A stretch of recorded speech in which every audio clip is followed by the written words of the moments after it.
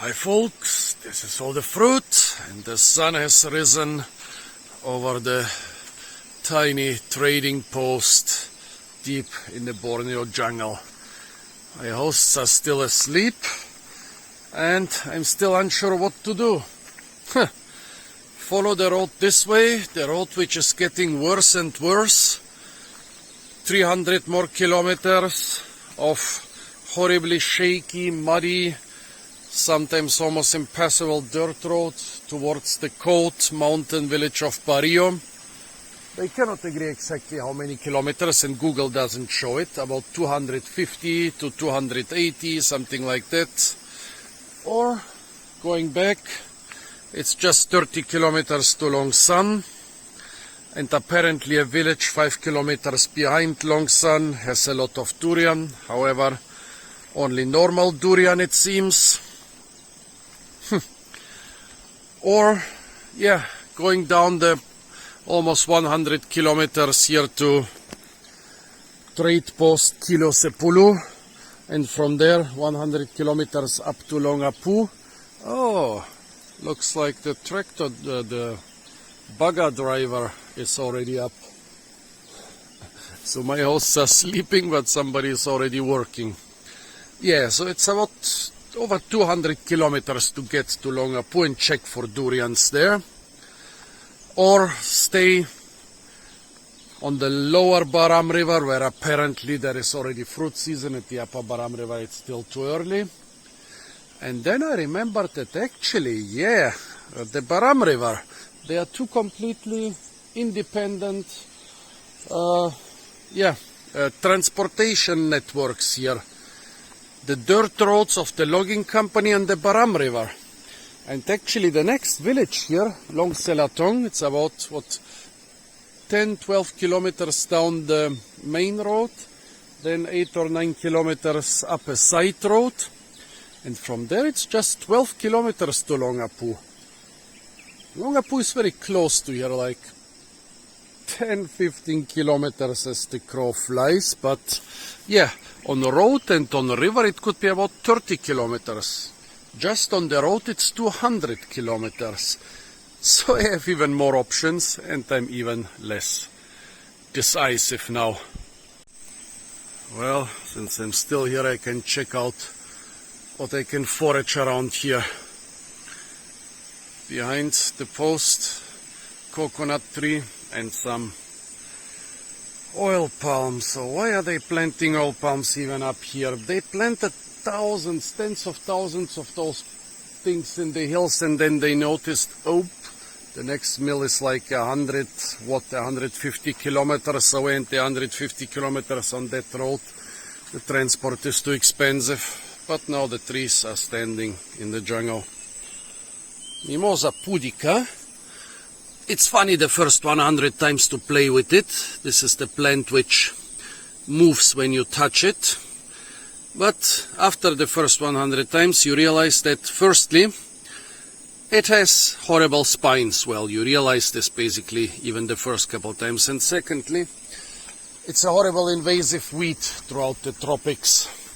So not too great in many aspects. Torch ginger, bunga cantan. Here is one of the big flowers which are a preferred food of the locals. Bananas.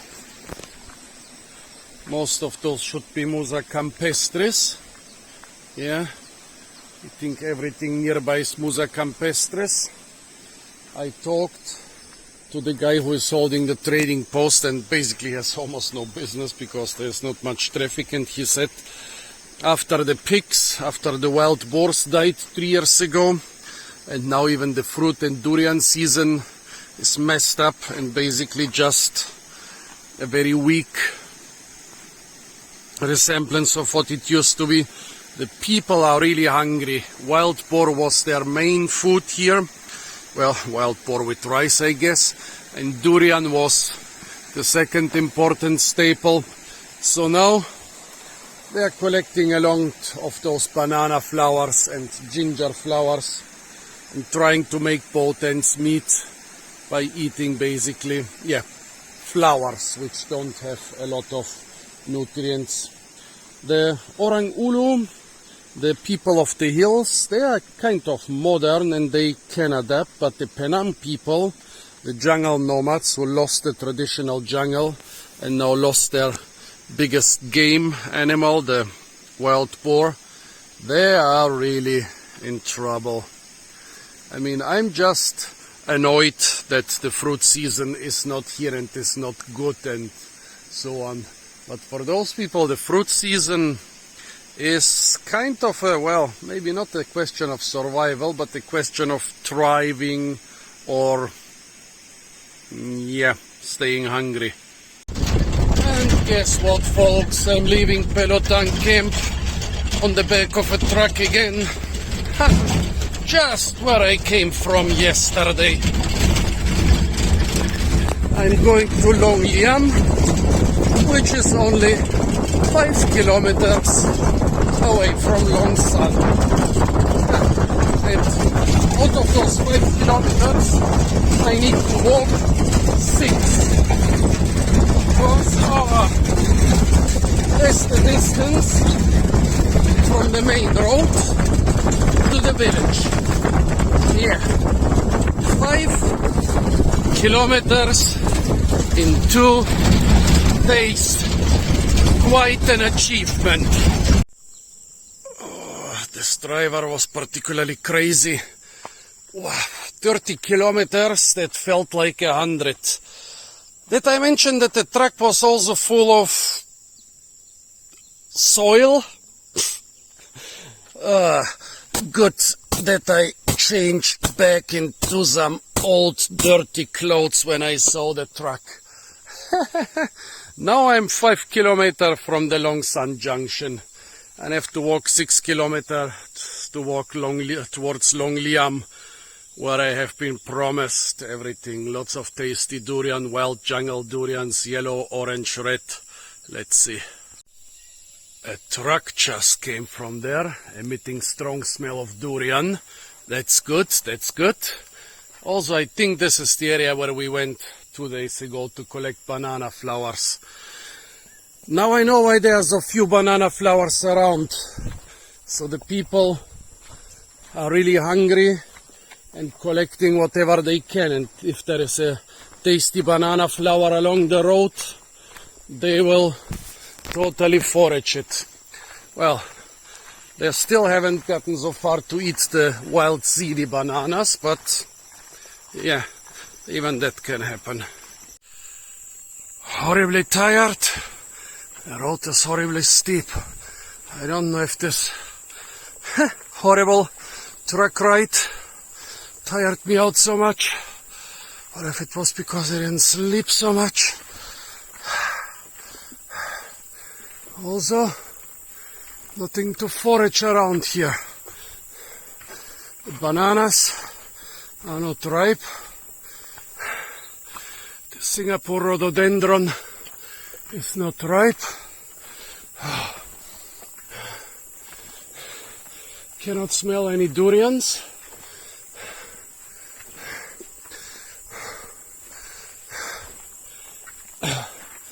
Apart from that,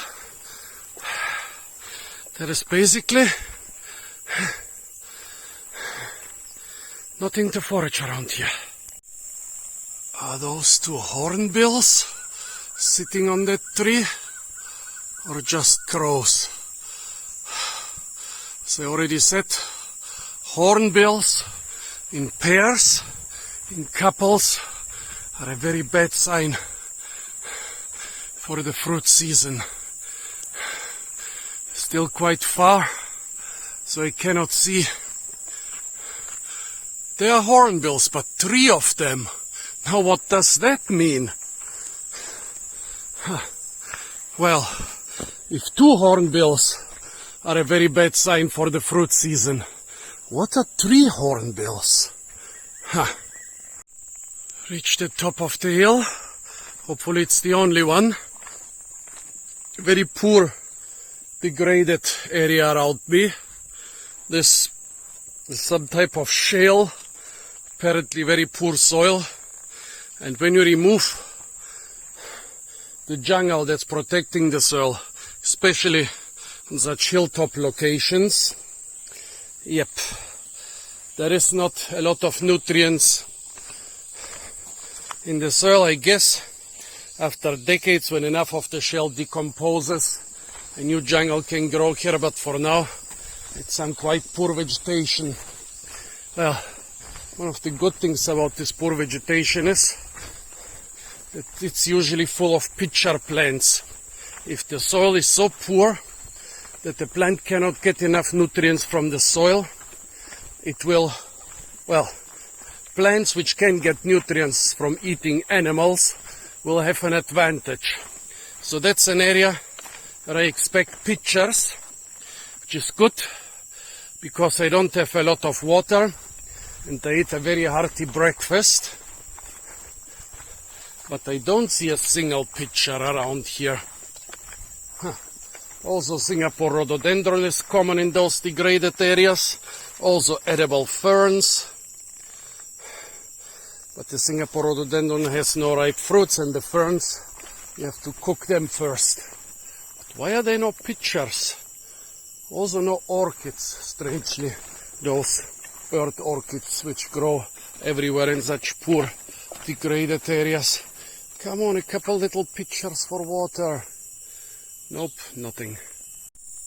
Hi folks, this is all the fruit.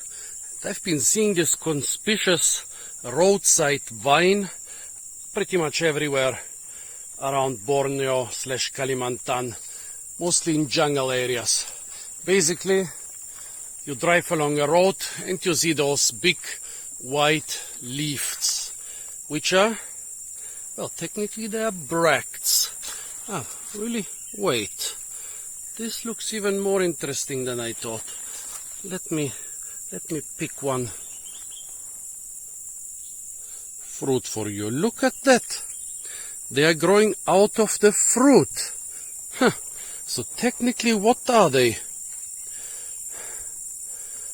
Bracts, sepals, something totally different. Look, here are the flowers. And at what time are those white leaves developing? Before or after the flower? Because those red flowers, they don't have them, but some young fruits do have them. Very strange. And then they fall off. What is this? Are those male flowers? Or are they gonna develop fruits later? Of course, I want to taste the fruits, despite the fact that I'm sure they are not edible. But those white leaves, they are getting very interesting. They are growing out of the top of the fruit, where basically the calyx and the corolla are attached. But they are like one single leaf. Very strange. So when the fruits get bigger, there is nothing very conspicuous about them. I wonder when they get fully ripe, if they are gonna be some blackish color, because those are turning kind of a dark green. Let's try one. Never do this, folks. Never try unknown fruits. Sour. Bitter. Yeah, at first it's sour, but the aftertaste is quite bitter. Bitter is always a sign for, well, bitter is usually a sign for some toxicity. That doesn't mean that sweetness is a sign for edibility. So sour, then bitter fruit. Lots of tiny black seeds. Not edible in my book if it tastes like this. If I don't find what this is, folks, please tell me the name. Apart from that, stay tuned for a lot more fruit videos from Borneo, the most fruit-rich island in the whole wide world. And of course, don't forget to like, share, comment, and subscribe. Those jungle figs are edible and plentiful, but not ripe yet. This is not the right color. They should be brownish, like this here. See, this is ripe enough.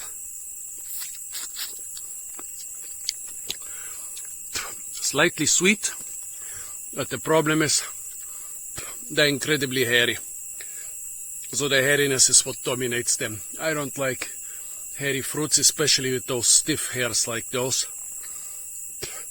Otherwise, imagine when they are ripe, it would be quite a plentiful source of food, but nah, there are other jungle figs with less conspicuous hairs, or even without hairs. I'll wait for those. No idea what those brown jungle fruits are. I'm a little bit reluctant to try them. Maybe some type of artocarpus? But they don't look, this is not a nice color. They look like rotten already. Strange. 11 o'clock, another hill. And the traces in the ground show me that only 2 cars have passed today. That's not a lot, which probably means that I'll have to walk all 6 kilometers up and downhill. The area around the road is still very much degraded. No edible fruits. Those red things which I also see everywhere along the roads. I think if I see something everywhere around the road, it is most probably not native, but invasive. So I don't know if I should be happy about all this greenery around me, or be sad that it's so common in an area where the most biodiverse ecosystem in the world used to grow. Because along the roadsides, everywhere in Borneo / Kalimantan, I see mostly 20-30 species, which I should learn to recognize by name, because it's kind of embarrassing not to know them. I run out of water and I have no way to replenish it. I am here, of course, in a rainforest climate. I'm even in the rainy season in a rainforest climate. However, once I run out of water I brought with me, yeah, I'm in trouble. Starting now. There are no pitcher plants, despite the fact that they should grow in such a heavily degraded environment. They should grow a lot around here. There's no banana I can tap for water. Oh, hornbills. Again, 2 hornbills. Very beautiful, but very bad sign. They are still flying around in pairs, looking for the fruit season. If they haven't found it yet, how should I? Well, okay, the immediate concern is water. So no pitcher plants, no bananas. They won't grow up here. This is just too meager for them. No Madagascar traveler's plant. No African tulip tree. Those you find mostly in parks in cities around here. They are not native. No bamboo I can tap for water. Yeah. Still haven't found out which vines you are supposed to tap for water. I know they're in the Vitaceae family, but I cannot recognize them. There are a couple puddles here. Of course, if I was in a survival situation, I would drink the water. I even have water purification pills with me, so I could drink the water safely now. But I'm not that desperate yet. Once I get again into the lowlands and there is some steep slope or some cliff face, I'm sure I'll find water. However, the sun here is quite strong right now. The sky is overcast, but I'm still casting a shadow. That means the clouds are very flimsy. And the sun here is horribly strong. I'm going from one sunburn to the other. That's also one of the big problems the locals face. Once the logging companies come and destroy the jungle over their heads, sunburn is becoming a big problem for the locals, because they are not as black as some other equatorial peoples. They used to get a lot of sunlight when they were on the river, traveling by boat, but not on other occasions. Yeah, so sunlight is a big problem. Dehydration is also a big problem, and I can feel it all the time because I'm getting soaked after just a couple minutes of physical exercise. Oh, look, those beautiful alien looking ferns here. They look like stuff they used to paint in the 60s as plant life of exotic planets. So yeah, I'm here in the sun, which is not so good, but it's okay because my shadow is too weak, so it means the sunlight is not too strong, but I have no water. I'm still kind of hydrated because I just finished my water. 4 more kilometers are not gonna kill me. When I checked the road, well, before it was 2 cars who had come along this road today. Now, I'm not sure if there was even a single car here. Let's see.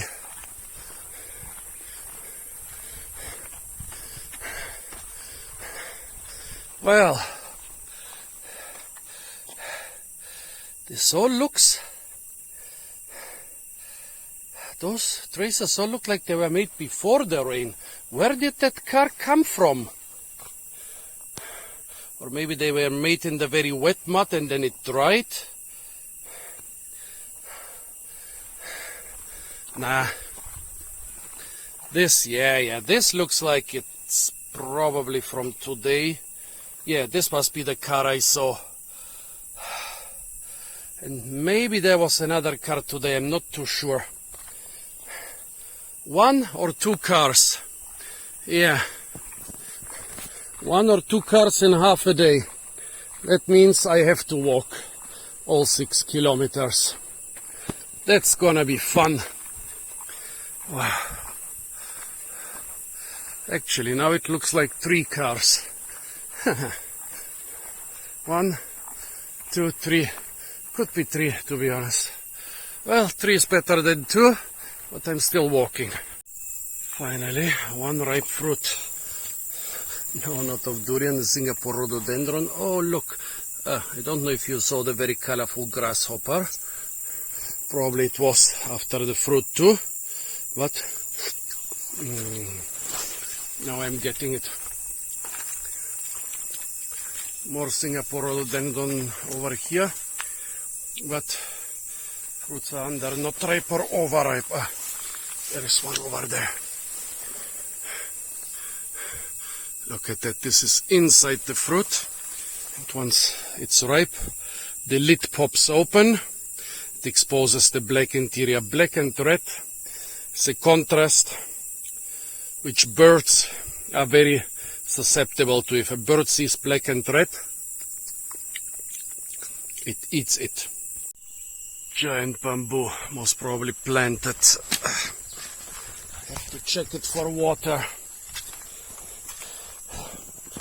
Without water for half an hour now. That's not very long. But this bamboo has been the first potential source of water in that time, so don't even know. Well, first I don't even know how to reach this bamboo. It's behind this wall of ferns. Maybe this one over there is easier to reach. And secondly, we are here on a ridge. They like putting roads on ridges because less erosion. This is the most stable environment you can find around here. Yeah, less erosion because there is less water on the ridge. Less water on the ridge means that the bamboo will also store less water than if it was in a valley. Also, it's not the giant bamboo, it's like some medium-sized bamboo. Oh no, it has only 1 sip of water in here.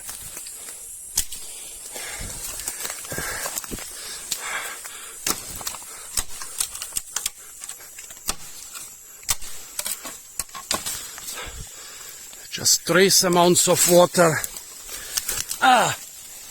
Okay, bamboo is very sharp. And I got this here into my side. Really sharp. Let's see. Down here, some younger and thicker stems.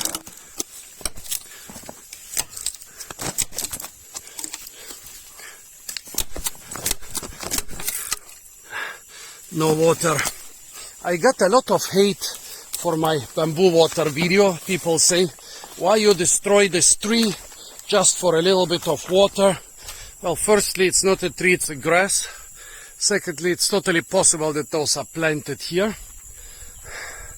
And thirdly, even if those are not planted, bamboo is generally being planted a lot around the tropics and is kind of invasive. So cutting a few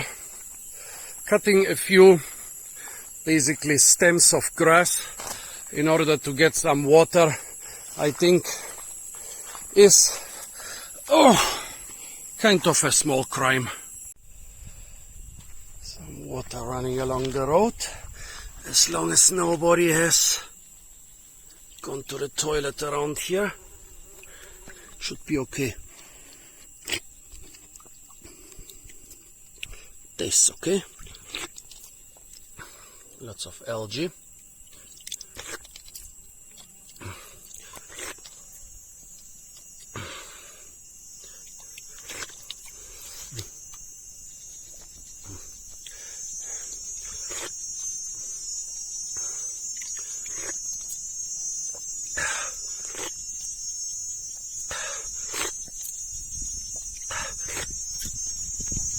This is something you shouldn't do, folks. This is an open water source. It's possible that some truck has stopped up there and somebody has gone to the toilet. It's also possible that a pig, or much more probably a village dog, has gone to the toilet somewhere here, and then you can be in deep trouble. Some jungle artocarpus, some mentavac or kaledang, talking about the tree with the big leaves.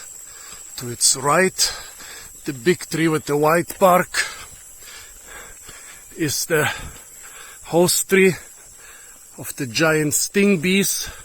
This may be still a little bit too young for a super colony, but who knows. This big tree in the back, which is now mostly hidden behind some other trees, looks to me like some giant, ancient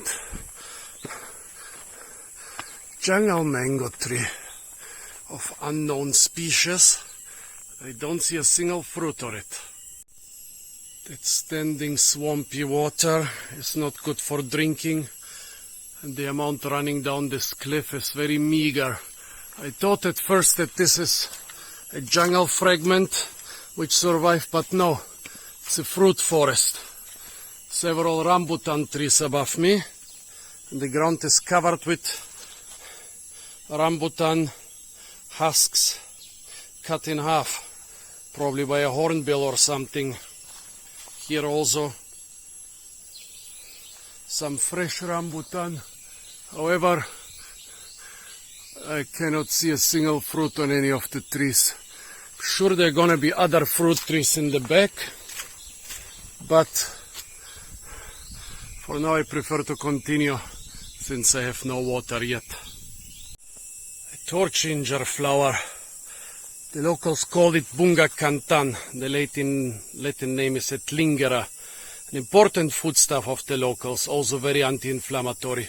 Here a pretty measly looking fruit. And here a bud. Everything, the bud, the fruit and the flower are edible. Taking the flower now. As I said, it's anti-inflammatory. It's an important foodstuff, an important vegetable for the orang ulu. And I noticed that I usually need a lot of water, but when I tastes like ants. Crunchy with the taste of formic acid. So whenever I eat singibereishi, that's ginger, curcuma and the rest of the family, my need for water decreases. Usually I wouldn't eat anything that's very hot and also very acidic, because both those things mean that you need more water. But it's in liberation, it's working the other way around. You know, this will decrease my need of water over the next 2 to 3 days. Here, an old farm on stilts to protect from water and from animals. You can store your rice up there without being afraid of mice. And also you get an area where you can work in rainy days underneath your house. Abandoned. If rain was my main concern, now I would have a place where I could stay, but for now, water is my main concern. And the second one is to finally find decent fruits. Now that's a great treat. Invasive Passiflora foetida. Yeah, passion fruits are great fruits, even if they are so tiny. And here, great. In 1 square meter, I can see dozens of them. Tasty. 10 meters further, by the way, Rubus mollucanus, the only bramble I've ever seen in Borneo, just starting to fruit. Most of them are still not ready, but here and there is a nice little fruit. This little trickle here has been following the jungle road for about 100 meters, and I've been observing it closely. I could drink right from here, but I was looking for the place where it comes down the slope. It comes down this rock. So I think now I'm gonna fill up my bottle here. Should be clean enough. And doubtful water can be better than no water. Finally, it seems the road is the road. There is a grass growing on the road. And yeah, can still see the traces of the cars, but this grass on the road means that 3 cars a day seems to be the average. Well, finally the road is leaving this ridge and plunging into the giant valley of the Baram River, which means more nutrients, more water, and hopefully more biodiversity and more fruits on the next couple kilometers. Big durian trees on the ridge.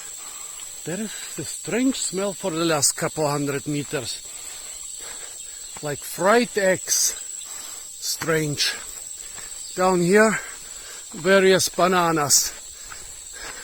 But it seems like they're still unripe. Different wild species. Here we have the monkey fingers banana, Musa cuminata varm microcarpa, and there is a big bunch of bananas up there.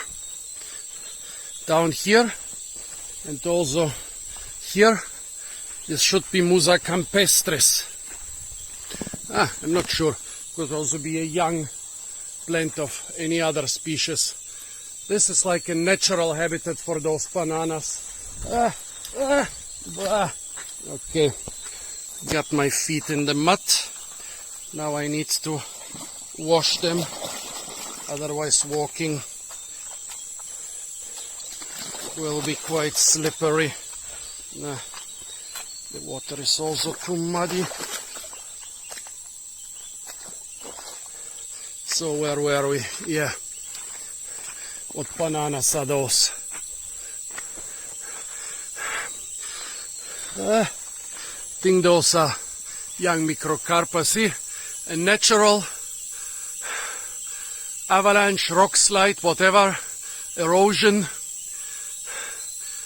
a dent in the forest, and that's where bananas and a lot of other sun-loving plants can establish themselves. Nowadays they are of course much more common than they used to be, because they grow on roadsides and to the giant areas which have been locked and left alone. This should be Musa campestris. So Borneensis this morning from the truck, but it was too shaky to film anything. Somebody's planted a row of coconut trees here, but then kind of abandoned them. Well, a row, there were 2 there. I see 2 more over there. Abandoned them in the shade. But even if they were growing in the full sun, they are too young to produce coconuts. So they are of no immediate use to me right now. Also, this is some Sapindaceous. This is supposed to be a garden. No, most of the stuff is just random stuff. However, over there, this looks like a giant rambutan. The giant rambutan is a separate species. Also a young durian tree. Also caoutchouc trees. Maybe a garden that was planted and never cared for. Yeah. There seems to be a longan back there. Another durian. Another giant rambutan. Interesting. Nothing is fruiting. They cannot smell durian. Well, the wind is blowing from me towards the tree, so good luck smelling durian, but not going in there without seeing and or smelling any fruits. Here, another coconut tree. No fruits. Next to it is this a Penang palm, probably. Yeah. Jungle mango being planted area, definitely a garden, but not a very well tended one, and not one which is in fruit season right now. Here an oil palm has been planted. This is some other Sapindaceous fruit tree, not sure which one. This looks like a house that burned down. Or no, this is a garden, a fenced in garden. A lot of durian trees, also other fruit trees, but not a single fruit. And this time the wind is blowing towards me, so I should smell it if the durians are in season. Does this mean that I'm already approaching the village, or does this mean that somebody just decided to have a garden in the middle of nowhere? Let's see. Definitely more gardens from right to left. Dabai, durian, bambagan mango and rambutan. And let's see, one of those things over there looks quite fruity too.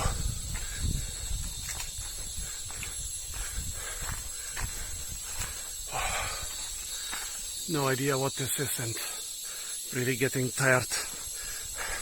Village cannot be nearby because it's still quite high up on the hills.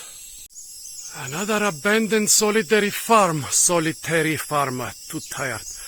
Big durian garden. Dozens of trees. Maybe 24 durian trees. Dabai, rambutan. Some lime tree right next to the abandoned little house. Jackfruit.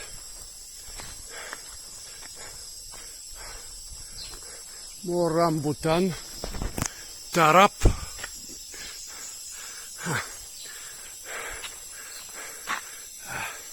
What a pity. The limes are too high, but what is this, folks? Do you see that the floor of this house is alive? What is this? Bees. No way. Those are hundreds of thousands, maybe millions of solitary insects, bees or wasps or something like that, making those little urns. No, they cannot be solitary. Is this one hive or are they solitary?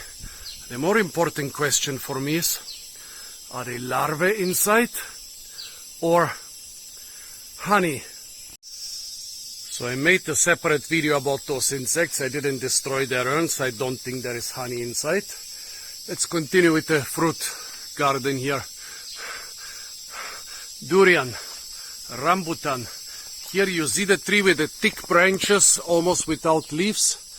This is a bambagan mango. They are semi-deciduous. It has lost most of its leaves. A dukulangsat. Here a pretty puny lime tree. And here another puny champedak tree. And I think this is again the beetle nut palm. More mangoes, more dabai trees there. I was told that the fruit season is on here, folks. This is a beautiful, really diverse fruit garden. And not a single fruit tree is fruiting. Yeah. If I got one fruit for every fruit I said in this part of the video, it would be a very fruity day. I'm still very high up in the valley. Folks, this feels like more than 6 kilometers. I need quite a long time just for the road to manage this elevation difference. But there ahead of me, I'm seeing some quite conspicuous red fruits right next to the road. Oh, my feet are hurting. Oh yeah. And it's even something edible. It's a sterculia, named after the Roman god of public toilets. Yes, the Romans had toilets, and public ones too, and public toilet tax, and even a god of public toilets. And they named this wonderful nut tree after this god of public toilets, because it's supposed to be very smelly. Oh.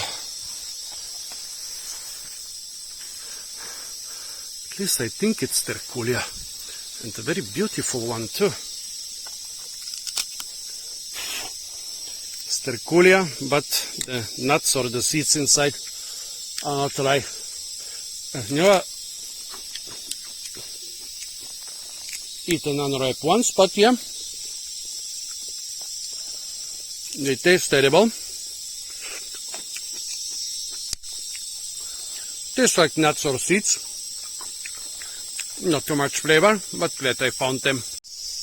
Oh my, this is gonna be fun for every car that tries to pass from here. They sink in like at least 30 centimeters. Beautiful butterfly, look at that. This might be the most beautiful one I've seen in those jungles. Beautiful. Somebody has attempted to drain the road, but with quite limited success. Let's see if I can capture the butterfly on video again. No, I don't want to capture it in real life. Don't eat butterflies and they get hurt when they being captured. Ah, hornbills. I heard the heavy wing flap of hornbills, but didn't see them. But anyways, there is water ahead. I ran out of water again, and here there is water trickling down this cliff. It even seems like there is a little trail going there, so I'm not the first one using this water. Look at this taro with the beautiful flowers up there. Lots of old, medium age and young durian trees around me, but no fruits and no smell. Got quite a hefty sunburn again. This is the holiday of the sunburns. Here there is some bean up there. Don't even want to try it. Just want to show it on video. Let's see if I... That's just an old ugly one. The younger ones have a beautiful brownish color. A bunch of red snake fruit palms. Those have no stems, they grow very low. The fruit is quite tasty, less flesh than the normal snake fruit, than the brown snake fruit you can find on the markets, but they don't seem to be in season. This seems to be a small patch of rainforest which was left alone, but even here I cannot detect any fruits. What is this grove of conspicuous old trees there? Why hasn't it been locked? They are not durians. They don't know about other trees which are being left like this. The area around us has been locked. Here, a couple single trees have been left. And there this entire grove. What is this? No, I don't see durian fruits on them and I don't smell anything. Just encountered a truck in the right direction who told me that it's just 1.5 kilometers and I can walk. Nice guy. Around here, oil palms and caoutchouc. Why do you plant those here? Caoutchouc is too cheap. It's not worth the trouble for the people here, and oil palms, the transports to the next mill is too expensive. But they've been planting those things for decades. I guess maybe if good roads were made here and palm nuts are being exported, are being transported with big trucks, it might be worth it. But there are no good roads, there are few big trucks, and so thousands upon thousands of those boring trees have been planted here for nothing.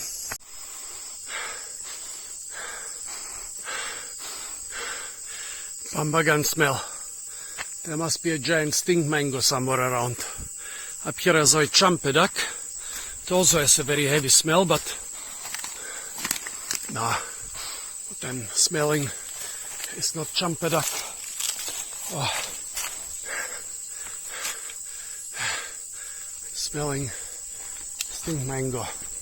It's not my favorite fruit anyways. There are lots of rambutans and champeducks and jackfruits, the other fruit trees among this. Rubber trees here. Also durian trees. Not a single fruit. What a pity. And finally, the gate to the village. And here, a pineapple plantation. And I've got a really horrible sunburn. I'm quite dehydrated. If they have durian together with sunburn usually gives me quite a nasty durian fever. That's gonna be fun, folks. Well, folks, looks like Long Liam is a veritable ghost town, albeit a pretty modern one. It seems that 20-30 years ago they built a couple modern longhouses, a nice big gathering hall. Really modern longhouses. They must have brought tons of cement trucks here. And then it got abandoned. They told me there are 6 people here. There is even a kid that goes to school in Long Sun.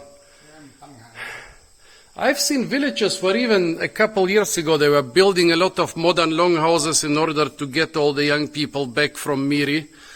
But longhouses are not enough, you also need jobs. That's why all those abandoned gardens around here. Guess the longhouses, the 4 modern longhouses they built here, at least 4, were some sort of last-ditch effort to keep the people here, and it didn't work. I guess that the traffic, 3 cars, 4 cars a day, was only because it's the weekend, and so people are coming from Miri. I guess on a normal day, there is probably not even a single car coming here. And I'm stuck here. This was downhill. Now I either have to go uphill 6 kilometers towards the main road, or 5 kilometers through the jungle, and people here tell me that there is no paths through the jungle. Correction, folks. A couple explanations later, I understood that this modern ghost town is Long Kaliman, and Long Liam is on the other side of the river. Now I have to think what to do. Go on the other side of the river, or go up and down the hills for 5 kilometers to get to Long Sun. I kind of have the impression that I'm gonna get lost in the jungle.